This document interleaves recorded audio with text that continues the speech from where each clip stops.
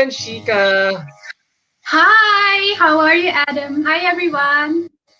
Thank you. Thank you. First of all, I would like to say thank you so much for allowing yourself to be interviewed by a pageant blogger like me. It really feels so surreal that, I'm talking to you in person again. So thank you so much for this opportunity again.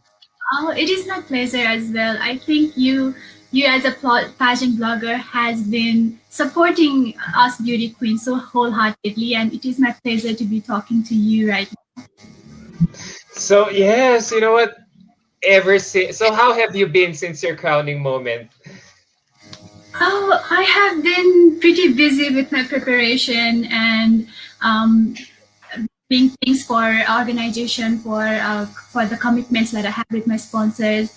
And more than anything, I am feeling very content because Miss Universe is something that I always wanted to do in my life, and finally getting the chance to represent Nepal and go to Miss Universe, it is making me grateful and very excited for the next part of my life that is going to Miss Universe.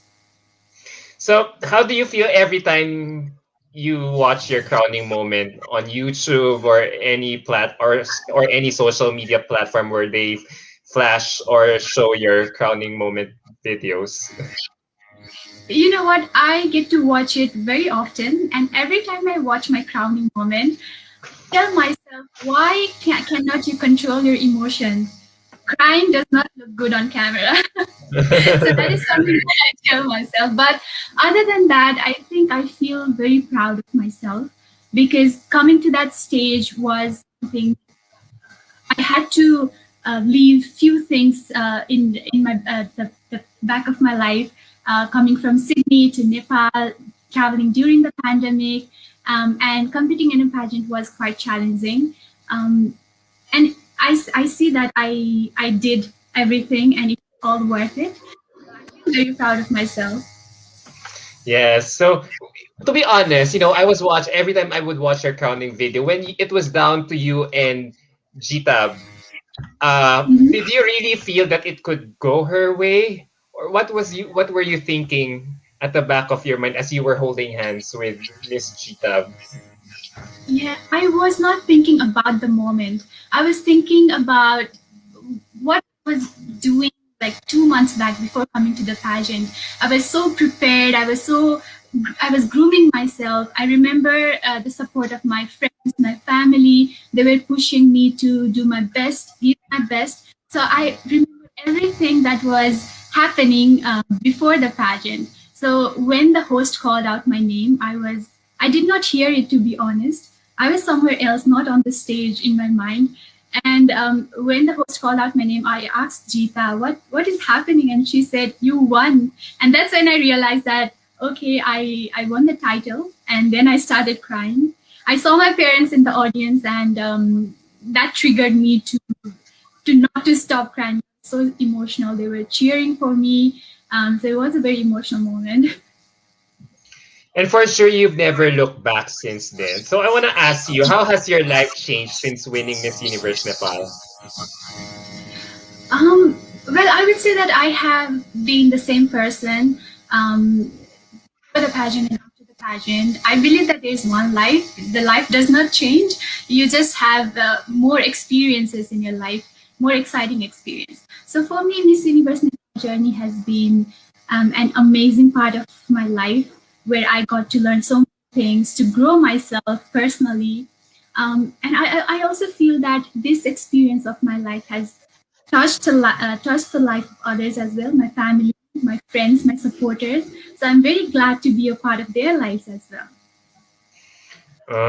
Glad to hear that. And as you talk about it now, what sort of course, you're now a public figure where you are being looked up by so many young people, like probably young girls or girls who would really want to become a beauty queen themselves when they grow up. So, what sorts of things have they been telling you as they go up to you for a photo or for a nice chat? Yeah. Um, well, they would say that they are very happy for me, and that is one of the beautiful parts.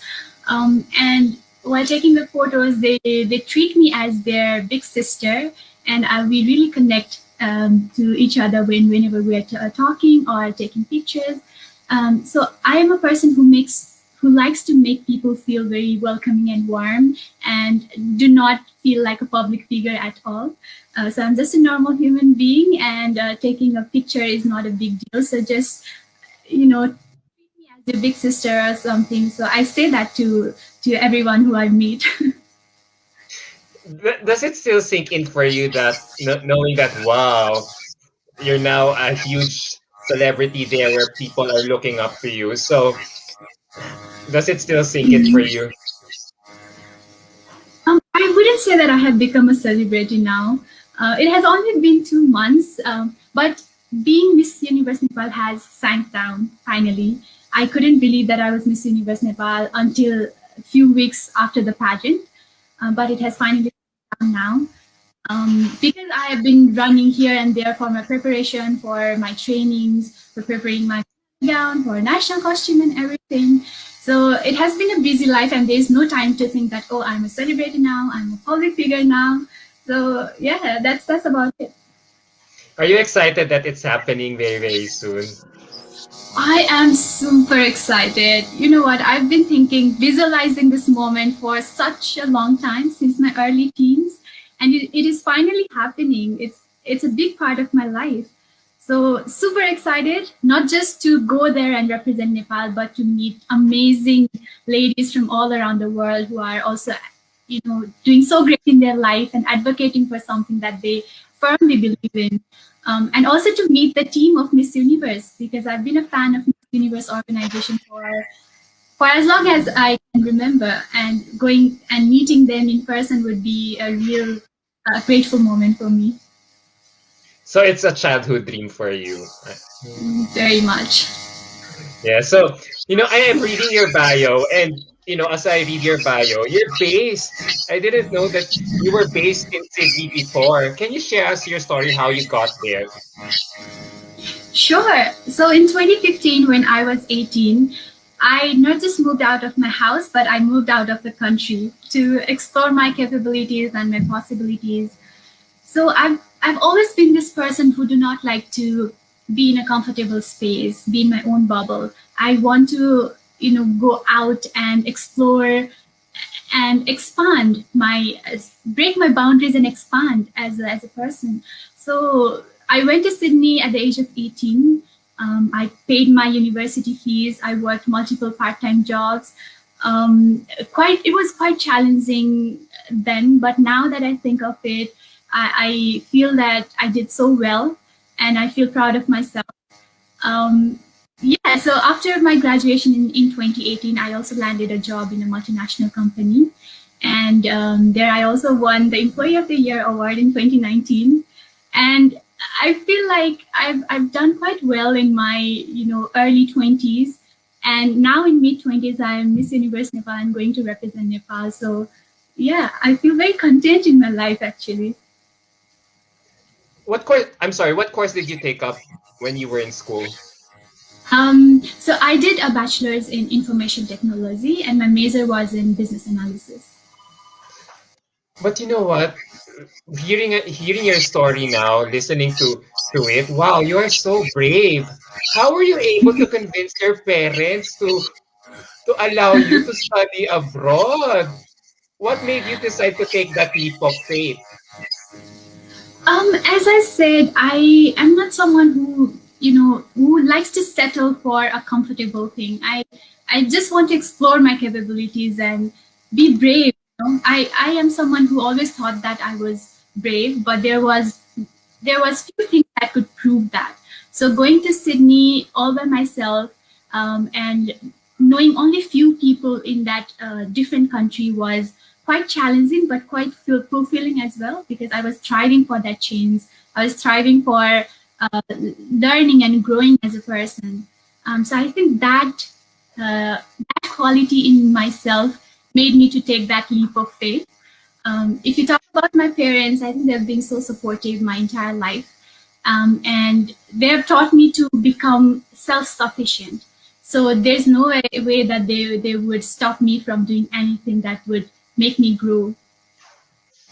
So at such a young age, you were already living an independent life, much Mhm. becoming more responsible as you went for it. So wow, at such a young age, you are already empowered, right? Yeah, thank you. So wow, you're such a go-getter. So, what was the most, now that when you were in Sydney, what was the most challenging situation you went through when you were living there, and how were you able to overcome it? Um, well, now that I think of it, Sydney is one of the most expensive cities in the world, and managing expenses was the most challenging part. As I said earlier, I was paying my own university fees, my living expense. Um, I still remember setting up my own apartment, living with friends, and considering it as my home. It was a quite thrilling experience. But to do all that, to manage my part-time jobs, to go to school, give exams, that was challenging. Also, I was there with a 20% scholarship, and the Mhm. criteria was if I do not meet a distinction GPA in my like final exams, I would not get the scholarship for the other parts of my bachelor's degree. So that to keep that scholarship was also challenging because I was a studious. I am a studious student, but when it comes to managing work and your studies, it can be a little hard. You might know about it as well. It might be a little hard. So the challenge was definitely managing everything that I was doing, managing my expense, managing work, school. Yeah. Oh, I'm glad you were able to thrive even in a Uh-huh. foreign land, right? So, didn't you experience any culture shock? Considering that, we are both Asians, and the tendency is that, Asian culture has this, conservative background with it. So, Yeah. when you go to a Western country like Australia, you were able to adjust smoothly Mhm. Yeah, there. I did not have cultural shock at all because I was always excited about seeing new things because one of the reasons why I went to Australia was to explore. So I got to see new things. I got to learn new things, new accent. At first, I couldn't understand the Australian accent because it's really fast and so it was quite challenging as well. But as I said, it was exciting to hear people talk and yeah, there were things that I did not see before, but that was the beauty of it. I got to learn it. So for sure, I assume your closest Miss Universe sister that you have right now is Miss Australia. Mhm. Yeah, So, because we share a common yeah, we share a common land. I lived in Australia for 6 years, and she was born and brought up, I guess. She was brought up there. So definitely we will have common things to talk about when we are at Miss Universe pageant, and definitely looking forward to what we have to share. mm, how is the WhatsApp group among you Miss Universe sisters? What are you Yeah. guys have been talk what topics have you been talking about at this point in time? Are you all excited? Are you all nervous? Are you jittery? We definitely are jittering and we are excited. So once the Miss Universe finale was announced, May 16th in Florida, we all were super excited and exchanged our what we were thinking and how we felt. So it was quite a moment. We really enjoy talking, chatting on WhatsApp and sharing our thoughts, our feelings. So it feels like we're finally at Miss Universe. I'm finally competing for Miss Universe because of all the group chats and sharing our feelings. So yeah, it's been exciting. Yes, I can feel it. I can feel all the excitement that you have right now as you prepare for the upcoming competition. So now that you are preparing for it, I want to ask you, what is it that you hope to achieve within your reign? my main reason for coming to Miss Universe Nepal was to give a bigger platform to my cause, which is educating young children in rural parts of Nepal. So when I did not have the title in 2018, when I was living in Sydney, I collected a team in 2018 and started providing scholarship programs to 10 underprivileged children in western parts of Nepal. And that was something I wanted to make bigger. So now that I have the title, I am working towards reaching out to more children. Um, and I did so as well. I used the winning amount of 10 lakhs rupees to support uh, 14 additional children in my hometown, Jhapa. Throughout my reign, I plan to reach out to as many children as I can, touch lives of as many young people as I can, because I really feel that education empowers people and youth are the future of nations. So if, and we as adults, we have the responsibility to empower our children. So I am focusing on that. And throughout my reign, regardless of which year, if be it my reign or not, I will be focusing on educating our youth in Nepal. Was it about advocating for quality education among Nepalese youth that makes you so passionate about it? Does it come from your experience living in Australia? Um, I would say that if we see generally or in level, we all know the importance of education because we are here, we are doing so well in our lives because of the quality education that we received.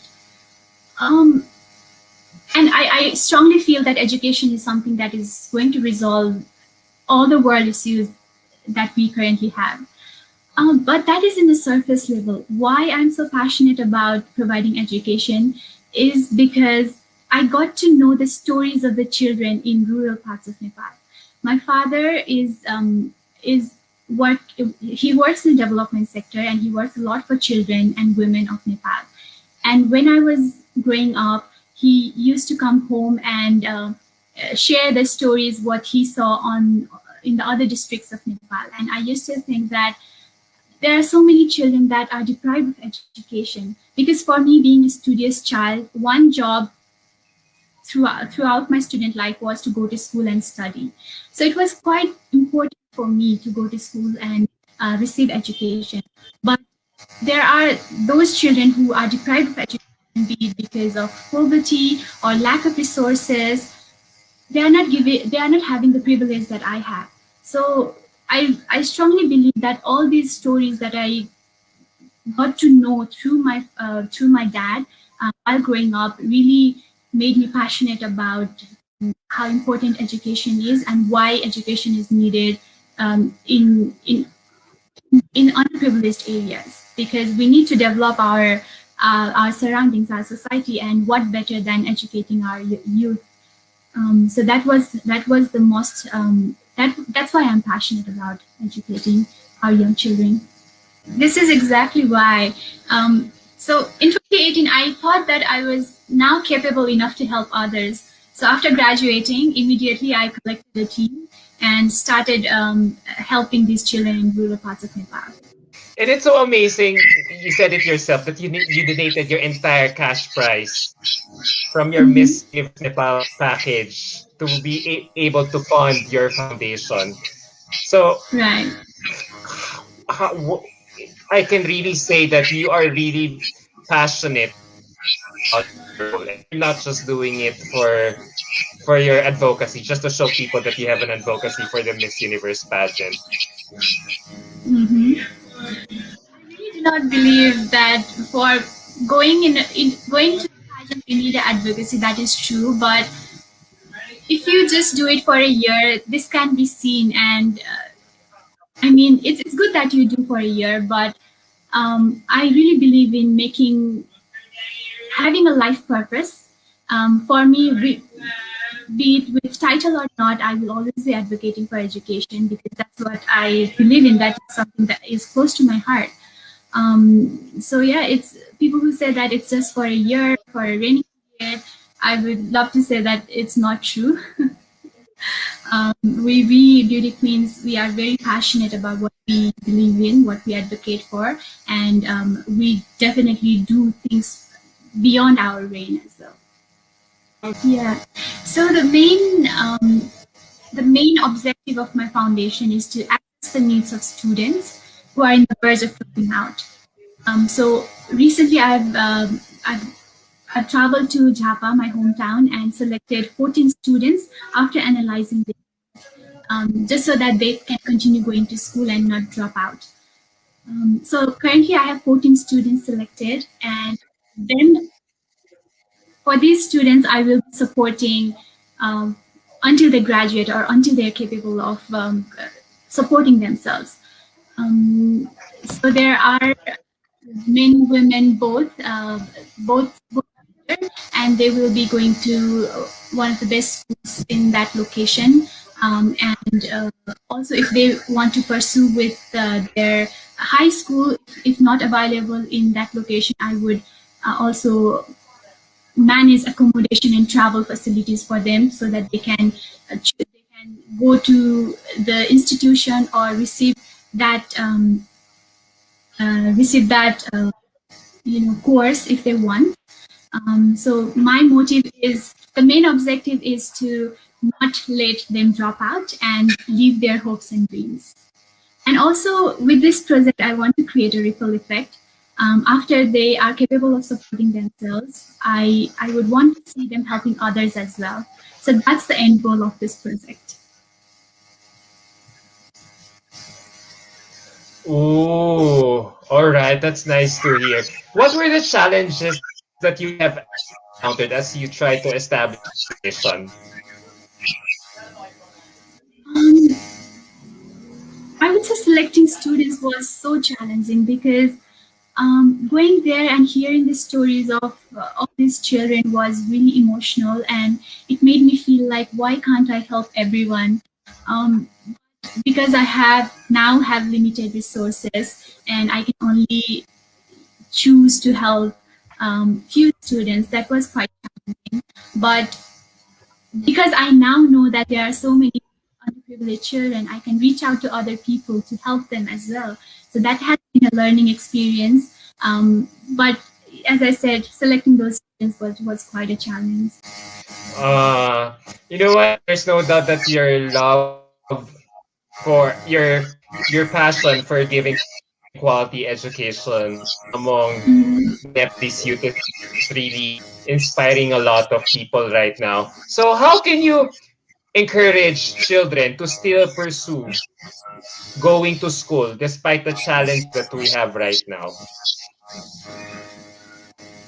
Um, well, if you have the privilege of going to school, please understand that, because if you just, you know, go to rural parts of Nepal, you will see children who are not as privileged as you. And I think that is a great motivation to go and study. Um, I have heard this. A lot of children say that why do I have to study trigonometry, for example, or geometry? This is not going to help me in my future. I think this is a waste of time. I Everyday life, totally do yeah. not agree. I do not totally do not agree, because you go to school not just to learn trigonometry or geometry. For me personally, what schooling has taught is for me to be hardworking and have passion and determination to do something in my life. I think that quality you can get only from the education that you receive. So please continue to go to school despite challenges. If you are privileged enough, grow to be a person who can help others. That's, I think, helping other is the thing that everyone should do, and make this your life purpose.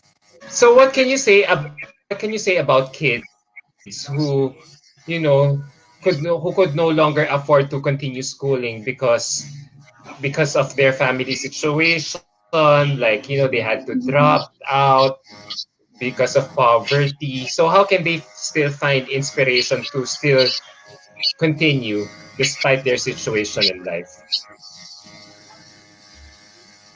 Well, I think it's the responsibility of us privileged people to help them, because if they do not have the resources to go to school, even if they have, um, even if they want to, they can't afford. So be it the responsible adults we are or the government, I think we should really encourage them by providing them all the resources that they can continue to go to school. I think without the, even if they want to, without resources, I don't think it is possible. So we need to help them. Definitely, they should. I think education is something that should not be stopped, be it pandemic or calamities or casualties. It should continue. We should let our children know that education is important, and and we as responsible adults, we need to make sure that there is a proper environment for them to study. Um, Now, because of the pandemic, we definitely have to follow the safety protocols. We have to practice social distancing.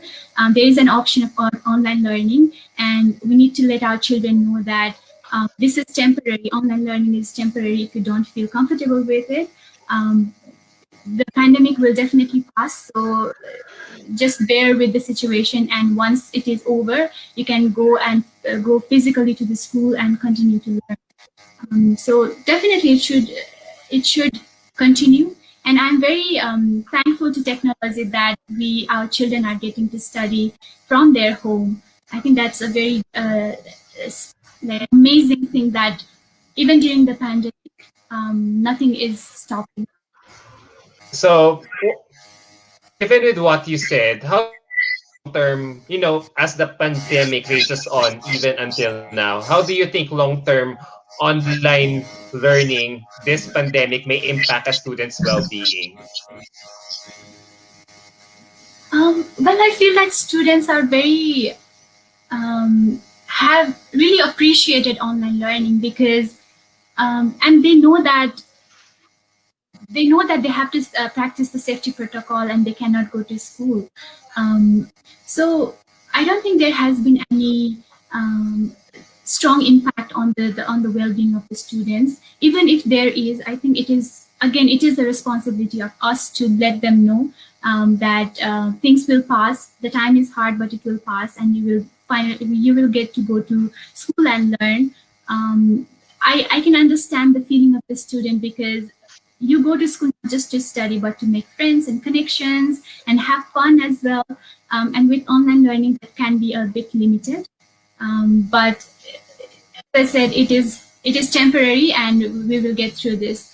So just bear with everything that is going, and we can finally you can finally go to school and have fun.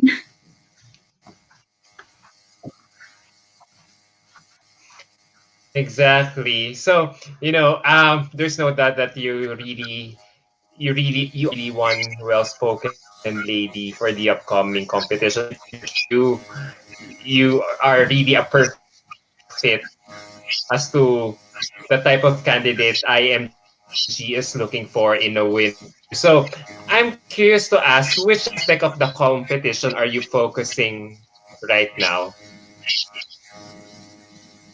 I do not want to underestimate any part of the competition. I think I am preparing for everything, be it how you talk with what you talk with your fellow delegate or your chaperone, or to what you want to say on the stage. I think I must be well prepared for everything and not to undermine anything. I think everything in the competition is important, and I'm preparing myself for smallest little details of the competition.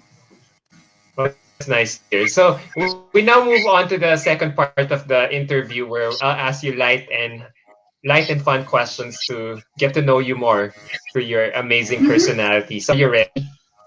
Just a few short Sure, I like to questions. have fun. So number one, what makes you unique? I feel like there you do not have to be different. I think there's nothing wrong with being similar. Just the fact that I do not want to be different and belong with everyone and learn from each other's stories and experiences is important. And there's nothing wrong with being similar, because being different can welcome disputes. So I do not want that. I like your answer. You have a point there. I like it. Yeah. Makes me think hard right now. Yeah. Okay, next question. What is one thing you are not good at? Ooh, I am not good at cooking.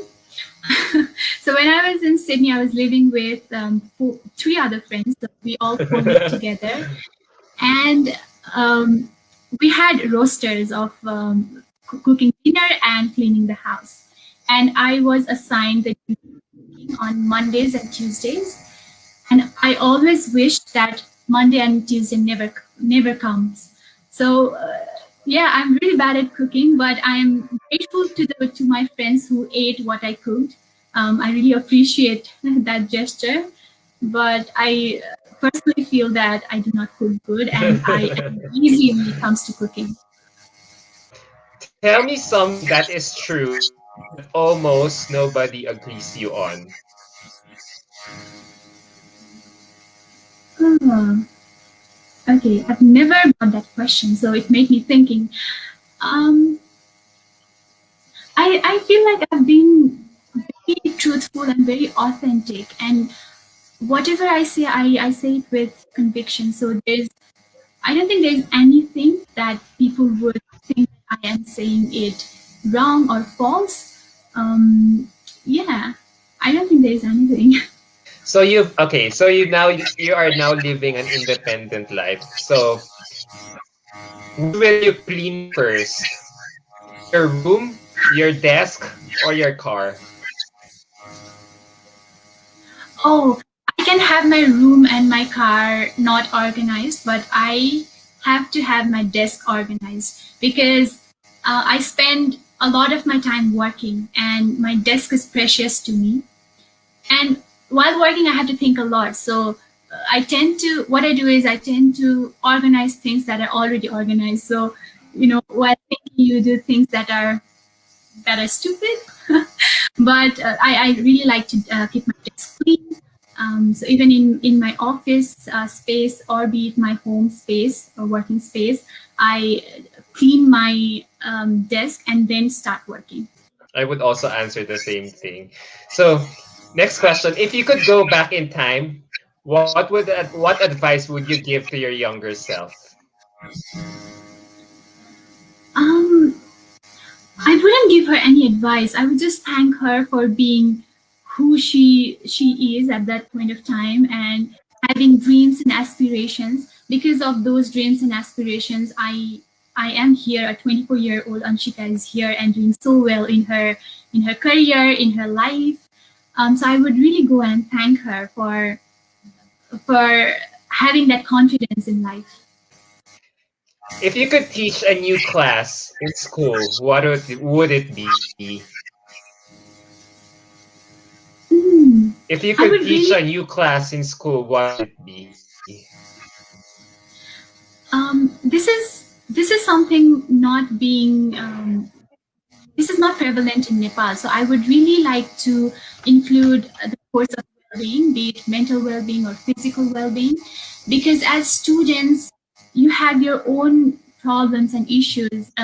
Sometimes you might get bullied. Sometimes you have pressure of examination, and there might be disputes with your friends. But with the training of mindfulness and meditation, I think we can teach our children to be calm, to teach them to forgive others, because that's important.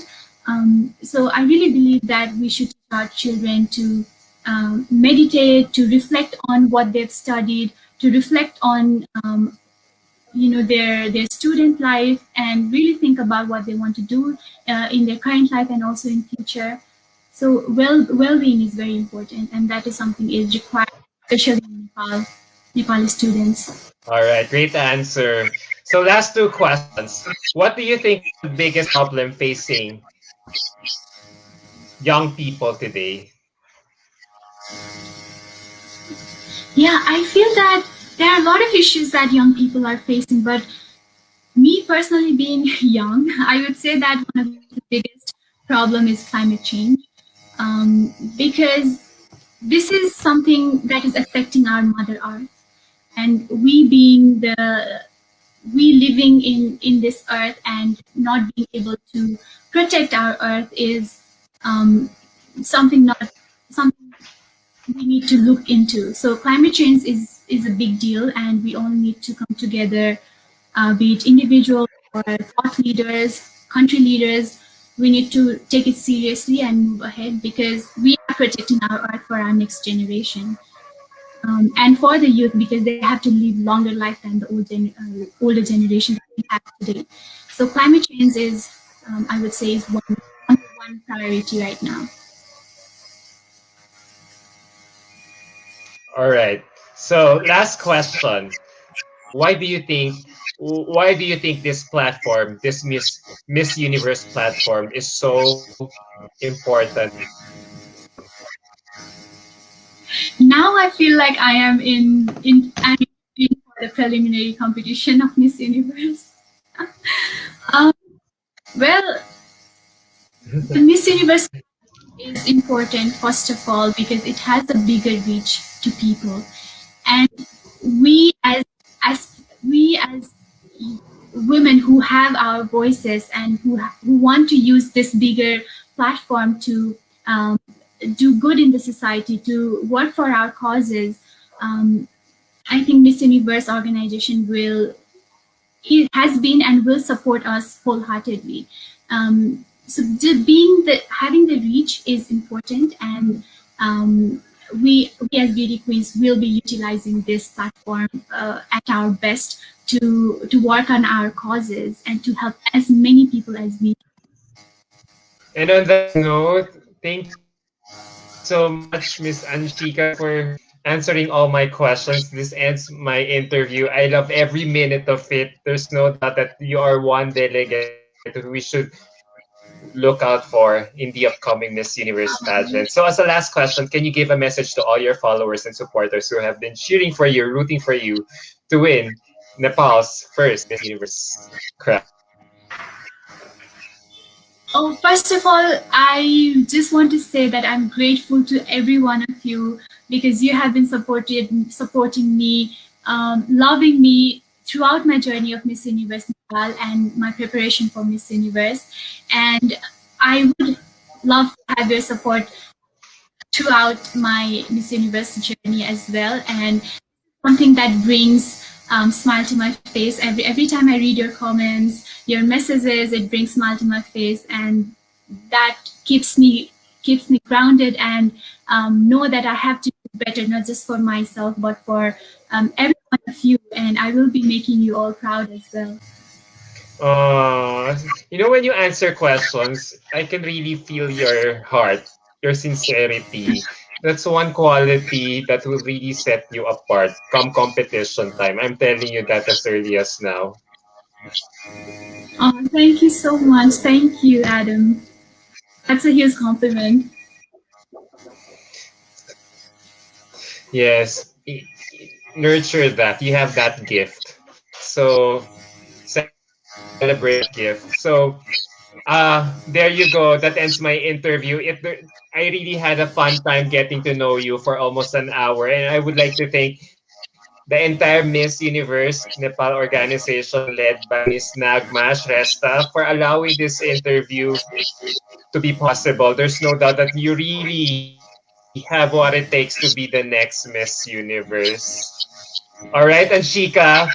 Good Thank you, good to Adam. see I you had all the way from Manila, Philippines. Thank you, Mabuhay and Namaste. Thank you for having me. It was wonderful talking to you.